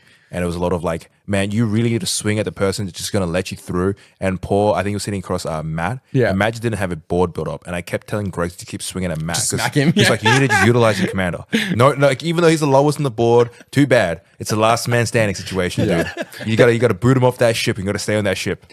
So when we play, it's like, I'm really over that hump of needing to win now. Like I desperately want to win every single time and I will try. Yeah. But I'm like, when we're doing like threat assessment, I'm teaching like a new player and I'm looking at round what's on the table and I'm looking at my board, I'm like, yeah, you should just get rid of me. You should just it comes up a lot with this that I can't remember the name of it now. Decimate. It's a red-green card and it allows you to kill like a creature, a land, enchantment, and something else, whatever. And then like whatever anything else there, an artifact, I think it is. And like quite often I'll be sitting there, someone will play it because it's in a lot of commander decks, a lot of precons, and it's a bit of a tricky one because it's an old written card. If you remove one of the targets during the play, it fizzles, like it doesn't work anymore. So it's important when if you're looking at someone like I'm going to pick their creature. You can only play the card if all 4 targets are legal. Yeah. So if they sacrifice the creature in response to you playing the card, it fizzles out, which is it's a bit of a nightmare with that specific card because they do print it a lot, and but it's quite often someone will have it and they're like, what should I do this? And I'm like, yeah, you take hit my land, creature. This and this. You hit me 4 times now. And it's like, they're like, no. And I'm like looking at the guy over there with his 2/2 over there. And then I've got like a board that you can't interact with. I'm like, just remove my shit. I have a bad habit of when there's a new commander player, like I think I did it to you as well, CJ, when I was teaching you how to play your deck. Well, I would just like walk over and I would just like direct your entire turn. That's good. And then after I've done it a couple times, suddenly I'm personally invested in you winning now. And I'm like coming over to you, CJ, and be like, you got to do this and this and this, and it's going to put you in the best position to win. You did that with Greg because we were playing here on the table in front of the fridge, and I saw you at the computer, like looking over to make sure Greg was doing what you'd instructed him to do. I think it was passion came. It was like Greg's second ever commander game, and it was sitting down. It was a 3-person game with Greg, Danny, and Matt. Different Matt, not Lawmaster Matt. Anyway, he's also this different Matt's also been playing commander for a while, and Danny's been playing commander for a while, and Greg's brand new. He's like bought his commander deck, still learning the cards, and I kind of just like sat with Greg and I ran him. The intention was to run him through the first few turns to get him on a good start, so at least he can get the ball rolling. And then I got invested. Yeah. Because suddenly I saw the potential. Well, that commander's also doing stuff that you like doing. It's like a lot of graveyard interaction. There's a lot of cards that I was familiar with. And I got invested because I was like, hey, Greg, I think you can win this one. And I kept coming over every turn. Greg had a turn and just directing him. And eventually Greg took out Matt. And it was just Greg and Danny. And I saw the line of play in Greg's hand. And I knew that Greg could win. And I still maintain that Greg would have won if he played correctly. But I headed off. But I had scrubs to mess up. But I was so confident that like by that point I was like, okay, it's done. My job here is done. I've done enough. The path to the end is visible. Yeah. And I walked away and I come back and then Greg died. But it was a good time. Hope we learned. It is. I think Because the next couple of times I saw Greg playing, like he was definitely a lot more confident with his deck. much Like, more he saw confident. a Sounds lot like, you know, of when his- you're teaching your kid to ride a bike, you know, you push him, like, Yeah. and you're like, yeah, there you go now, bang, just get hit by a straight your bus. It's like, yeah, you're on your own now. Well, Gotta I know take a that couple Come back, falls, he's right? dead. I know he must have done fine because like the X-Wing boys, they've been playing together. So it's like Hayden, Matt, this like Matt and Greg, and they were playing together. And the last game I played with them when I sat down, Matt had put out like a whole Zakama deck, which is a big stupid fucking dinosaur, which can you just pay mana and I destroy used things. to play It's a Zakama. fucking nightmare. And that commander is gross. Yeah, so for Matt to step up and play the Zakama against Greg's precon, obviously he's done well enough. But it wasn't his commander. It was just in his Oh, deck. just in the but he deck. happened to get it, and it was an insane piece. Yeah. Anyone playing Zakama, fuck you. It's bullshit. It's a Yeah, bullshit that was card. me. You wouldn't have liked playing commander with me back when I It's started. 3 colors, and you can just has all these abilities you can pay mana into, and just destroys things on the field, just permanents. It's like, all right. So you're like, I played this artifact. You're like, it just knows everything you do. And you're like, fine then. It's a big old dino Apparently that the can new one I either. want to build can be pretty toxic. The, Which one you want to build? Coma? The, Oh, okay. With Yeah. the coil one. yeah. It's you very You strong. guys had the secret lair version, so I was like, "Fuck it, I gotta buy it." It was the And I movie built poster it. one. Yeah. The horror movie poster Yeah. one. I used to play. I had a Coma deck, but I had AC, which is the other one, which is like more of a lands thing. And I would swap them out. I'd look at like who I'm sitting there with. I'm like, Yeah, my mate Shannon, This is he plays the AC. Yeah. yeah. and you're like, it's yeah. a bit I'd of be a sitting pain there with in the people I'm ass. looking. I'm like, this is more of an AC table. And I sit down. I look at it might be something like Reese, especially like back when I was playing it. Like it was Reese who plays One Piece with you. I look at Reese and I'm like, you're getting Coma. There's no way I'm playing AC against you, man. Yeah, he plays Marin. Marin, yeah. Oh, yeah. Marin's a Classic classic. graveyard. Yeah. Yep. Marin's like really edged into like of a Fame. salty, like a people are like, oh, you're playing that, eh? And you're like, I don't think it's as bad as it used to be, It's but not it bad as has it used to that be, yeah. legacy now. absolutely, yeah. So Coma is one of those decks where it can get real strong, real nasty. But I know It's also you just and some fucking bullshit. yeah. But you and a bunch of the boys, you guys like playing some pretty high-powered commander. There's a funny thing that's happened where you've got a lot of people that just are fresh to card games and they just pick up commander, where they all want to play a bit more casual, for funsies, whatever commanders. But you boys come from competitive background. You guys come from One Piece. So when you guys pick up commander, you guys want to go full on. You guys like playing that strong stuff, yeah. which is cool to see as well. As long as you guys are on the same page, right? No, the only reason I started to make mine try to make them a lot stronger, just proxying full CEDH decks to verse Reese and those, because they were just too good for me. Yeah, you know what I mean? And like, I was like, nah, I need something to beat you. So I just went on EDH. I was like, oh yeah. $6,000 Mizzet deck. Yep, The old off proxy the that whole sweat. thing. Boom. Yeah. You're talking about you were playing with the X-Wing guys. It's funny. It's funny how all of our different communities are kind of crashing and converging into Commander. It's all kind of just like becoming a singularity of people giving Magic Commander a go. But it's actually really cool to see because it keeps people in the hobby and they're playing and they're socializing. There was quite a few new faces here tonight as well. Like Connor texted me because he got here a bit earlier than I did. I said to like Tristan, one of the boys, he's said he'd been messaging me saying he's going to come down. I was going to try and get here, but I went to the gym and said, sorry, Tristan.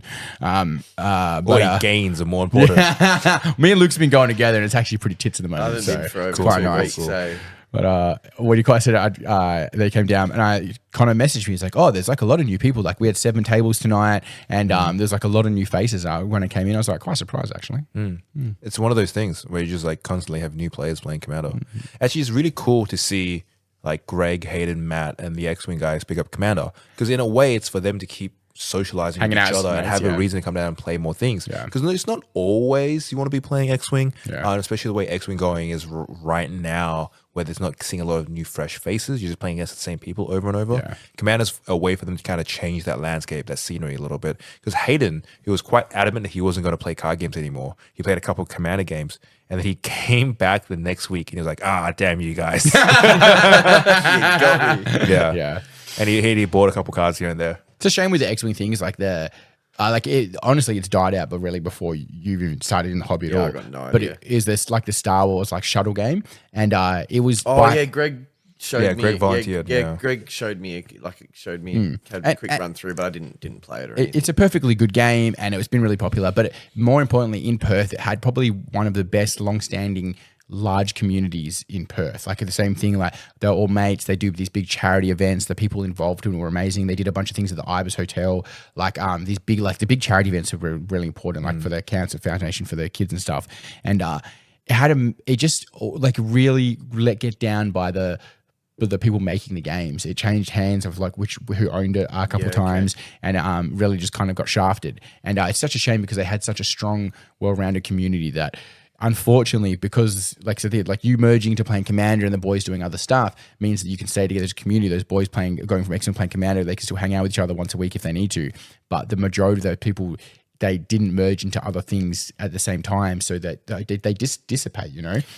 Yeah, I think that's another main reason why I sort of got into Magic, was because here, getting into this sort of hobby space and the card games and everything, hearing of how many had died over the years. It's hard, especially with the Bandai games. When you look at their history, Yeah. card games. And so I thought, well, One Piece might not last either. Who knows? And I'm loving what I'm doing. I'm loving the friends I've made and everything. So, Magic's been around for 20 years or so. So it's probably going to be around for 30 now. It's probably going to be around for another 20, 30 years. So I might as well get onto that in case One Piece dies. I've still got something I can You have the do, best of both hang worlds, because you're still enjoying One Piece, and you also have a bit of Magic to play in the backup as well. So really, you can just play both games and enjoy your time, man. That's what I do, man. When I'm getting too burnt out from One Piece, that's what I did. I just started playing Magic for a while. Yeah.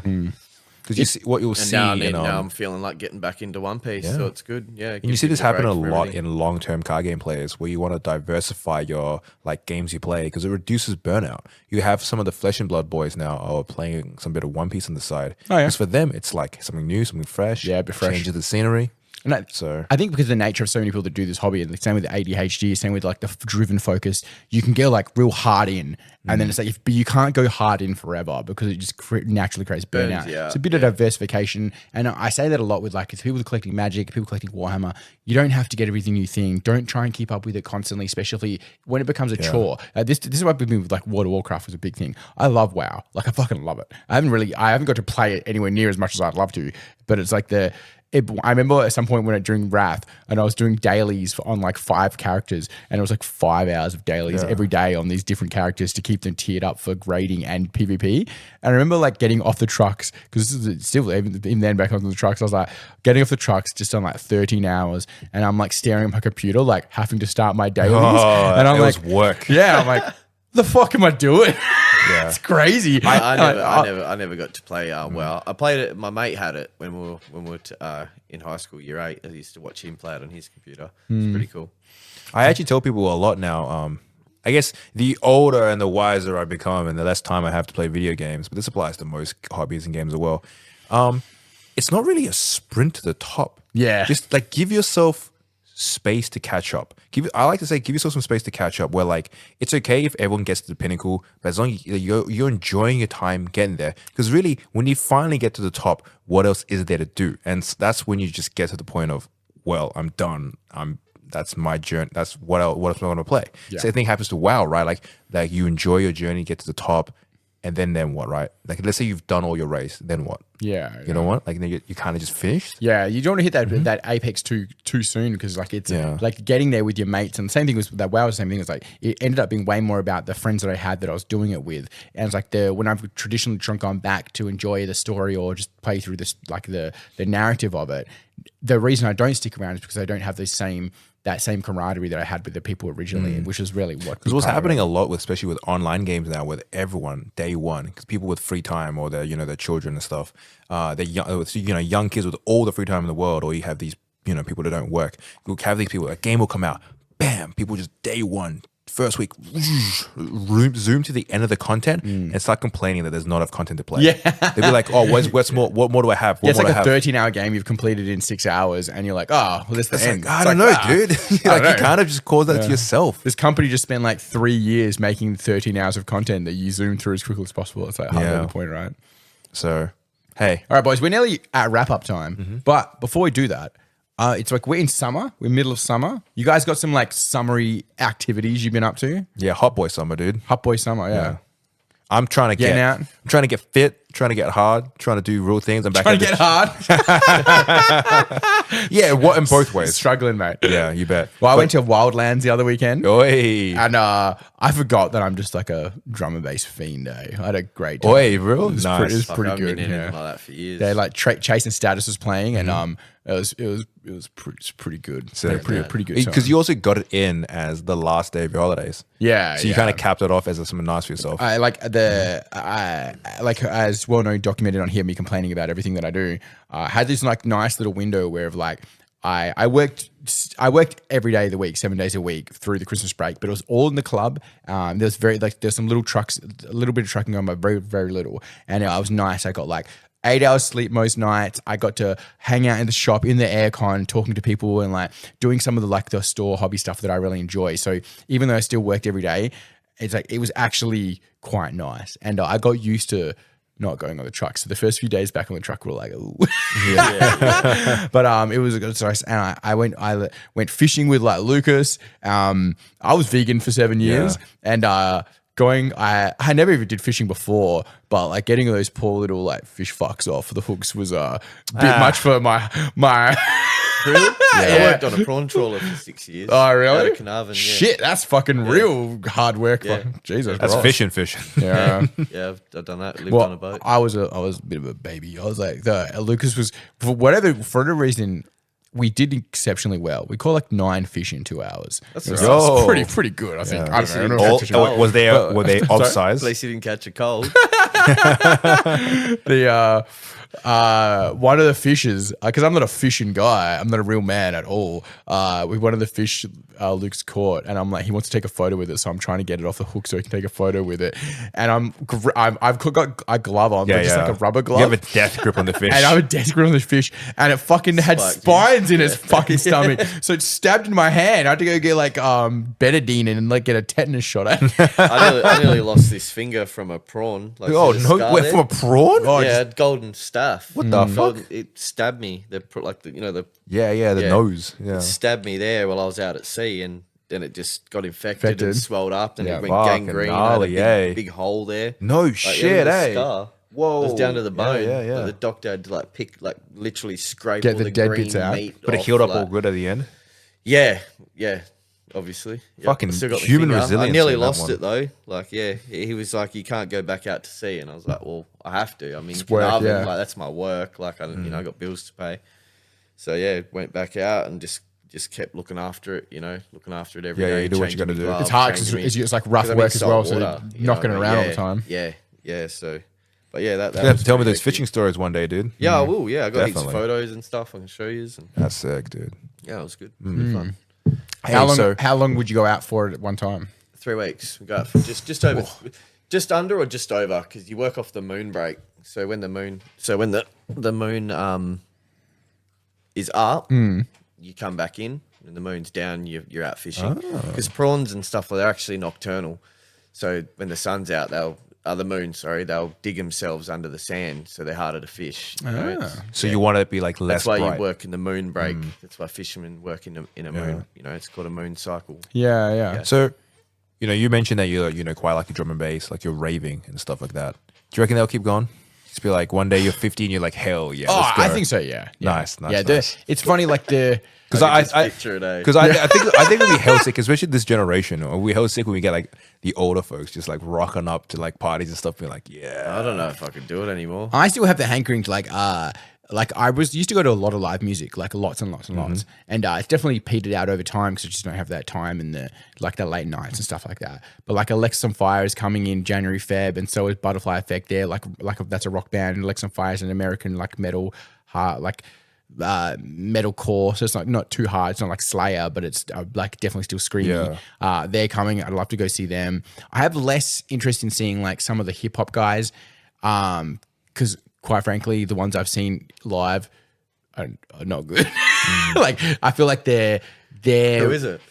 Well, you mentioned Ice Spice, right? Yeah, Ice Spice played it because I'm still 30. I wouldn't call that hip hop. I think it's it's modern under hip-hop. this. It's under the umbrella. Yeah. Okay. But the problem is Danny, I Spotified all the other artists that I didn't know because I wanted to go see them. Because like traditionally, I just have a bunch of beers and then like get pretty drunk and like whoever's playing into everything starts sounding better. Yeah. So, but like I do like to see him. Like Royal Otis played at Wildlands as well, and they're quite nice. They're the ones who did the he got that cover of the Cranberry song, and they got really popular recently. But they have some good other music. So it's called Royal Otis. Yeah, they're a big like Triple J indie band. Yeah, okay. And there was the Cranberry song that I'm talking about. The zombie song. They did a. Didn't Bad Wolf do a? Oh, maybe I'm getting mixed up. Bad Wolf did a I know. I've seen like on my Spotify, I see like Royal Otis come up with like live performances and stuff all the time. I might be thinking of a different Yeah. song. I wonder what our royalty But situation. here's the good news, Danny. As someone that still listens to a lot of contemporary hip hop, and I'm really still listening to a lot of rap, Ice Spice's stuff is not it. Oh, Linger. It's this song.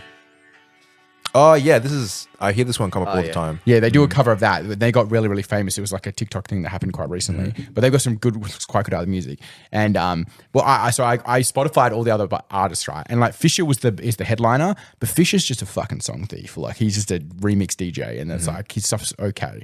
But they had Wilkinson was a big English like a drum and bass DJ. He was fucking sick as well.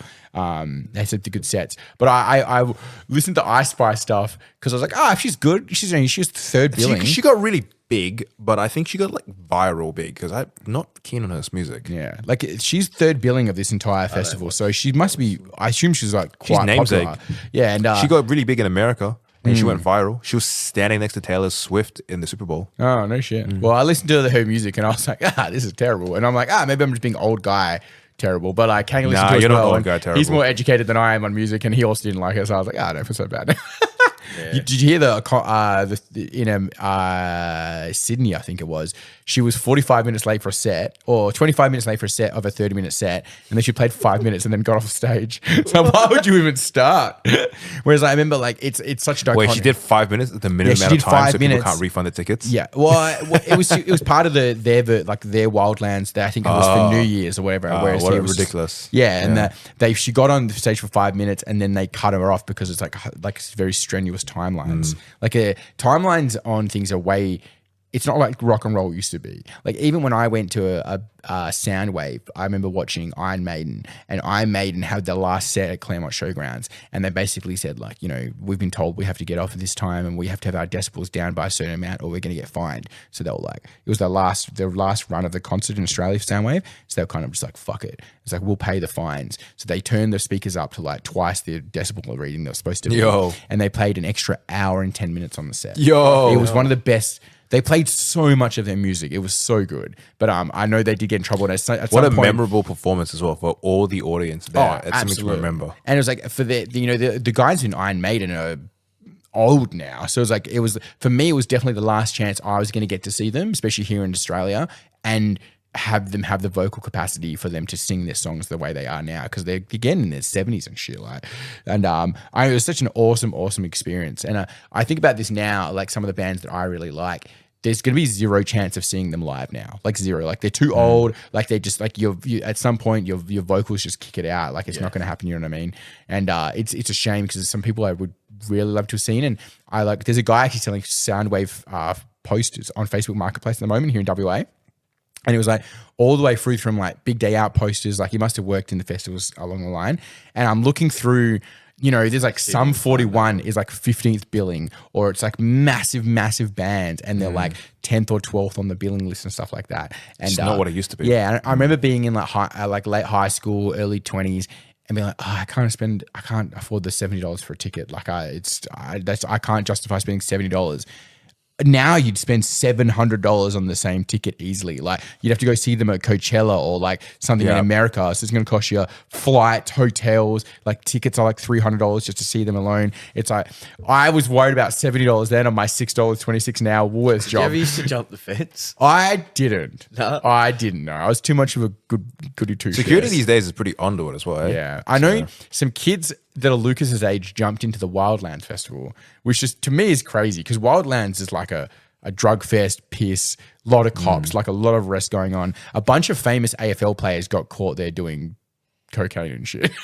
As AFL players do. Yeah. So it's funny because what happens a lot is like AFL players from other states will often go to other states because they're less likely to get recognized. Still likely to get recognized, but that's why you have a lot of people get arrested here in WA. Like there was that AFL player with the long blonde. Why do they come here to do drugs? Because it's far away and we're WA. We're in WA. They're like, oi, I'm sure they won't recognize us here. It's they go to Planet, someone's like, oi. Yeah, well, one of them got caught doing cocaine in the hippie bar, and it was like he was like the rising star of the AFL. Yeah, and he played for the Hawks or something as a real young kid, and his career's never been the same since. Like, but like it's always like he's doing drugs at someone's house before going to the hippie bar. The cocaine thing is so weird to me now because everyone knows.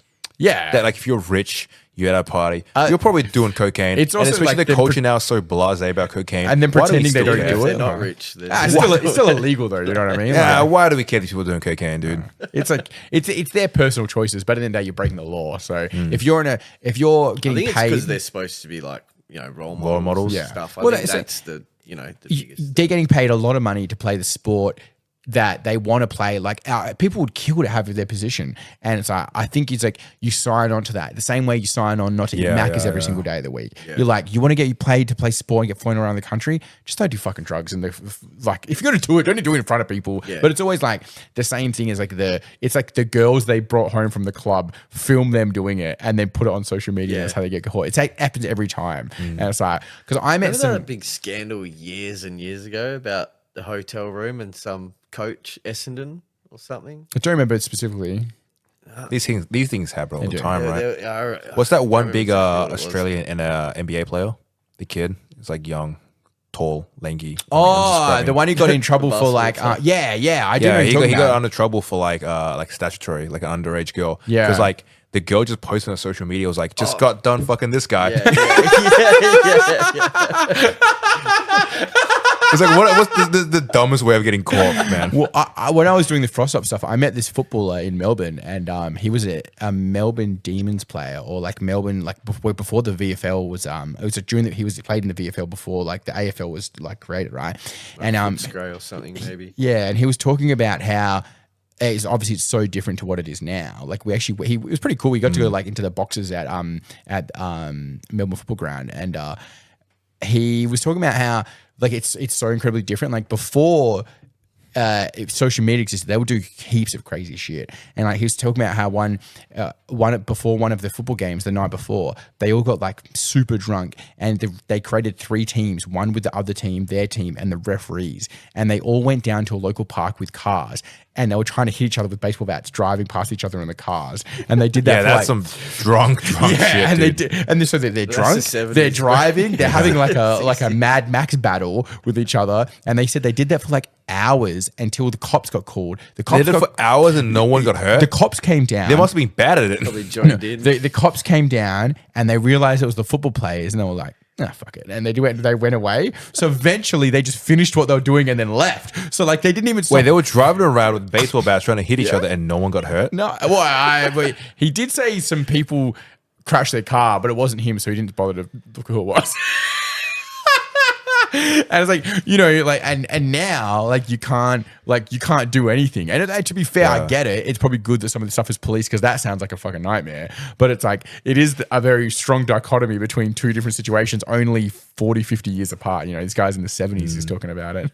Australia All right. used to be mad. About an hour 30 plus, guys. We've, Thank you, CJ, for coming on, man. no I really problem. appreciate that. yeah, it's been a fun episode. I'm definitely going to look towards the Patreons and get more of the guys on. I think it's a good way to support you guys. Thank you so much for no supporting worries. us. So. And I feel like every single person has such an interesting story to bring in as well. Love having people on as well. Definitely. We can. I'll have to go fishing with Lucas a few more times. Get over me being a baby, and then we can have some fishing stories. Yeah, easy. We'll go fishing. We can Hell send yeah. Kang Show you out how to to go really get fish. what are the Chinese like doing down at the reef? Getting the little like the abalone Yeah, the and abalone. stuff? We'll send Kang to do some abalone fishing, dude. and then we can have all have stories. Just hand me a spear, man. I'll go in the river You know, and start 9 jabbing. or 10 people die of abalone fishing Yeah, in it's this gnarly, country. dude. In Australia, yeah, every year, yeah. It's crazy. It's like you the gotta- most dangerous thing to Because like do. people underestimate that fucking water and waves and Australian currents will just kill you. Yeah, apparently, like the waves just they knock you then under the reef, and then you can't get Yeah. out because of the Yeah. strength. Of You know, the there's wave. there's a reason why like Australia, every beach has like lifeguards and flags being like, "Oi, idiots, swim But you between the guys see what flags." happened at you the- don't swim between the Because between the people flags, can't you get die. like people just aren't very like when we were kids, bro. Like born and growing up in yeah, Australia, swimming straight away. you Yeah. know how to swim. Yeah. You know when 'Cause you we get in a needed rip, it here you to don't survive. fight a rip. Yeah. You just let it take you out. But then and you get you tourists. swim back around. You know, but Every there's so year. many people that don't know these things. You know, and they Yeah. come over and die. You know, Exactly. Every year you get tons of tourists come in, don't swim between the flags, get caught on a rip, panic, die. Yeah. It Did you happens see all the down at time. Scarborough today? A shark got into the shark net for the first time. Oh, shit. Yeah, whaler. works then. Yeah, whaler shark. Yeah. Well, it works good enough because the fucking guy can't get out. They've spent. I think it didn't happen today. I think it was maybe today or yesterday or the day before. But they spent a couple of days trying to work out how to get the shark out because the shark net's working too good to keep the fucker in. Very cool. And the guy from the city it a big council one? from Scarborough. Yeah, it's a big. I can't remember it's something whaler, grey whaler, green whaler, Bronze whaler. bronze whaler, Yeah. and it's like a big shark. That's that fisherman And, knowledge coming out. They also arrested a guy because a guy got into the water with a spear gun and was trying to shoot at it, and the police just had to stand on the beach and wait for him to get out and be like, Fuck off, dude. Yeah, they had to arrest him because he's in there trying to spear the shark, and the That guy guy wants the ultimate trophy. the guy from the council was on Channel 7 being like, yeah, well, we're just trying to work how to get it out because he's like, this never happens. So it's like, oh, it clearly does, mate. Well, it's good to know that net works. But there's interviews of like people who were in there at the time, and they're like, yeah, I'm not really that good with sharks, so I really got out of the water really quick. It's like, yeah, no shit. This shark's twice the size of you, mate. Wait. Yeah, no, don't mess around. With Guess that. what, Sherlock? No one's good with sharks. All right. Thank you for listening, guys. It's been a great time. Appreciate you guys coming down. Big thank you to CJ as well. No problem, guys. Thank All right. you. Take care, everyone. Have a great night. Take care.